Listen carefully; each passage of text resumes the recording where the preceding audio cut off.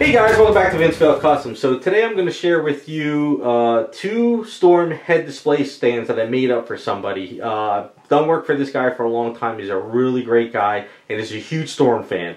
So he contacted me around the fall, right before we're getting into the winter, and he really wanted to make head display stands for the Storm. Now this Storm is a fan art item, and basically, as you can see, the body is, I think, a 1/3 scale. So this is the body he sent me. So you can see that this body is huge, and it comes in two versions, a white one and a black one. Now, he contacted me, and he said that he would really like to display the extra heads because each one comes with these two heads.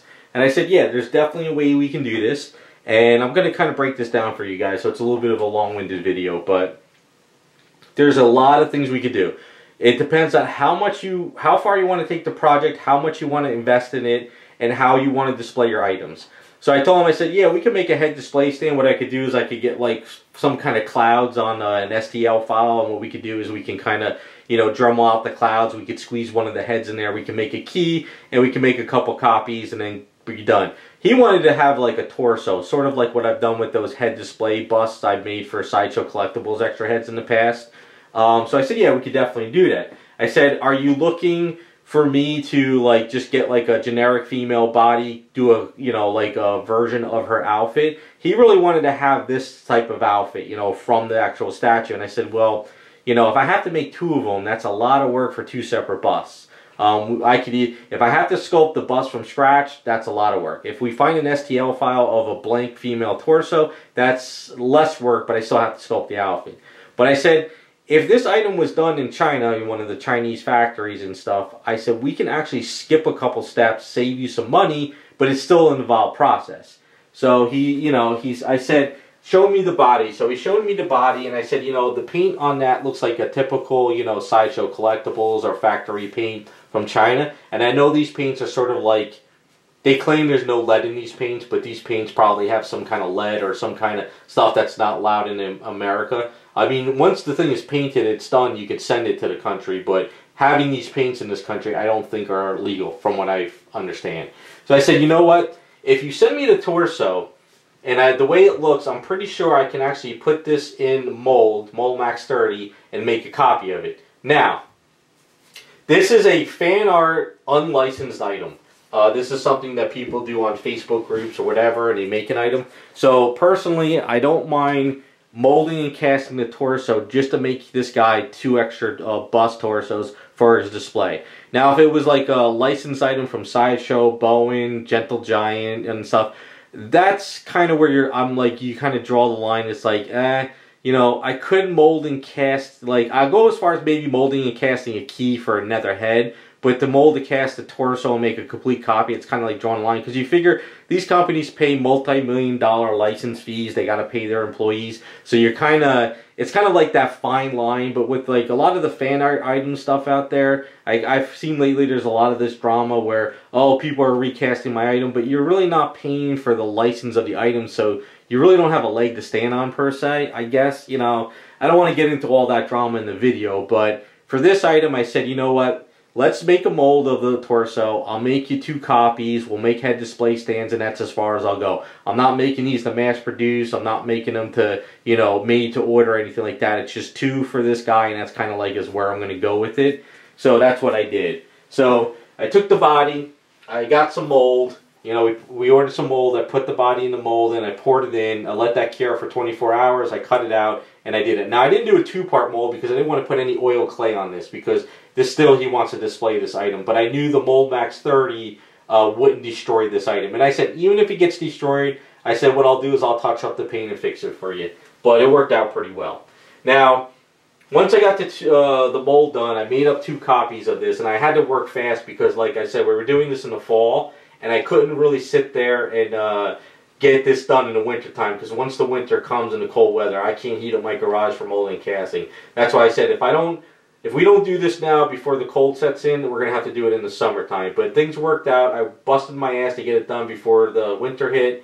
And then now I'm just kind of finishing all this up. Because what we had to do is, we had to take the next steps of finding a base for it. Now, he wanted to do like a whirlwind effect or something. And I said, all right, I can sculpt from scratch, but then I said I got to sculpt two busts. It's going to be a lot of work. I said, why don't we see if we can find some kind of cloud or wind file. We found a storm sculpt on one of the STL sites, and I said, there's a whirlwind base for one of these storms. I said, we don't need storm, but the whirlwind base would be awesome. And my friend Meta Johnny Canada can print two of the whirlwinds, and then I can attach the bust on my end. So what happened is me and Meta John, we were going back and forth with the base. I told him I needed exactly like this wide and blah, blah, blah. We worked it out. He printed two of them, sent it to me, and it actually worked out exactly perfect for this. Now, but the downside is what I had to do is I had to make sure that the torso was lined up with the heads so it doesn't topple over.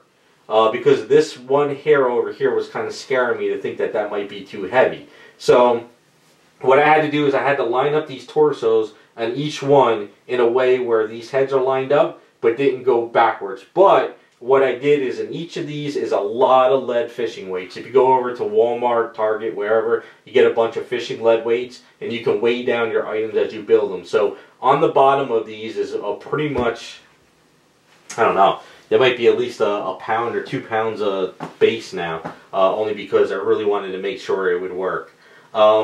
So after all that was done, I got the bus lined up. It was to make sure these keys were exact, because what happens is, since we were getting into the colder weather, when I would pour this in, it really wasn't warm enough for this area to kind of cure exactly. So when I poured it out, pulled the piece out each time, the neck sort of kind of squished up a bit. So what I had to do is I had to sort of Dremel out the necks a bit, put some eaves in there, and kind of put these heads to kind of work. So this head particularly doesn't go in flush perfect, but I actually rather not these heads go in flush, only because if they scratch on here or these paints get stuck to it and you put it onto the main statue and there's any kind of markings, that kind of scares me.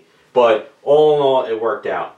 Now the other downside was the holes in her arm. So as you can see, these holes here, you know, I said what we'll do is we're just going to fill these in. You know, what we'll do is we'll just get some eaves and, you know, Bondo, whatever. We'll fill these in and we'll make them solid. So this way, your heads display, you don't have to worry about putting them in the box, and it looks pretty cool.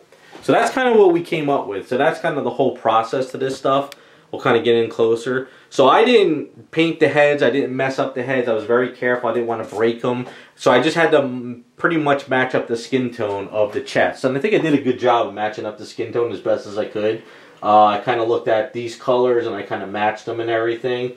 And then, of course, the black and the white and the gold is different from the factory because I couldn't match those 100%. But I kind of did my own little take. I had a little bit of a gray. A little bit of gray around the outfit, even though this one doesn't have the gray on the X's.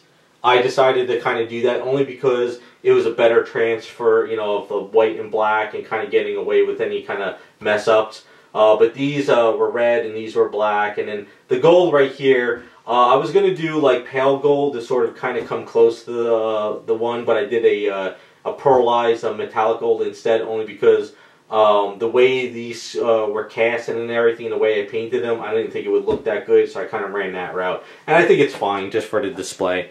And as for the clouds, he wanted a little bit of like pearl or glow into the clouds, so it's probably hard to see, but there's some pearls, some interference blues, and it works out well for the cloud whirlwind tornado look. But that is, sorry, a long-winded video, but it kind of explains what we do with this. So, you know, if you guys have fan art statues, and it comes with extra heads, you know, you could kind of get away with making a copy of the bust and then going through this route just to have a nice display if you really, really want to take that extra mile and, you know, spend money on the materials, time, and stuff. And, you know, with all these STL files out there, just because an item is a full figure, you know, of a character, but if you like the base, you can always just buy the file, print out the base, and use that for a character. So, you know, you don't have to buy the file, just say, oh, I bought the Storm figure, I got to print the Storm. No, you could just buy it just for the base, or you could buy it just for the head sculpt. You could buy it for maybe there's a weapon on a character you really want to use for your Punisher, but you don't want the character, but you can print just the weapon, you know? So the STL file game in the 3D printing, it opens up a lot of opportunities, and you can see it here. a bust or a head sculpt or even the base. Now the base for the original character might be meant to be printed bigger or even smaller, but you can upscale and you can downscale in 3D file. So like say you have a Sideshow Collectibles and you wanted to do this for a Storm bust, you know, as a Storm, like say Storm, they make another Storm, she comes with 2 heads. You can find a generic female bust torso. You can 3D print that. You can sort of print out this Whirlwind from another file, incorporate them together, use some Aves for the keying, and boom, you got yourself a nice little head display torso. So you can see this is kind of a one of a kind, or kind of a 2 of a kind. So like I said, that's as far as we're going, but it worked out pretty well. So all in all, that's kind of what I came up with for him. A lot of work, but it's less work from going from scratch. So 3D file printing and a little bit of mold and resin can go a long way if you ever really wanted to give yourself a nice display of everything. So the heads are swappable. There is magnets in the torsos. It's painted pretty much to match up the skin tone as best as possible. And there you go. That is the Storm head display bust that I came up with for somebody for a fan art item. So hopefully you guys like the way they came out. Hopefully it gives you guys a lot of ideas that, you know, the hobby's sort of changing. You know, like I notice a lot of people are kind of like, I want to just go for my grails and favorite characters, and sometimes those characters have 2 or 3 heads.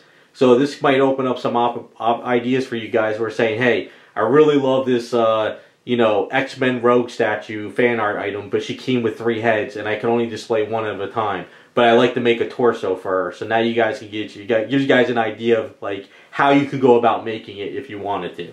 So let me know what you guys think. Do you like the idea? Do you like the process? Do you like the idea of, you know, just kind of making a quick copy of the torso just so you can make a display for your, you know, your favorite character and stuff like that? Are you kind of against it by me kind of making just a quick mold of the torso just to make 2 copies of this, or are you okay with it? You know, I don't know. Like I said, I don't think it's really a big deal. It's, you know, the client paid for the item, he owns it now, and he wanted just to make a copy just to display his 2 heads, and that's what we did. So give me some feedback. Let me know what you think. Thanks for watching, and we'll be back with some more videos.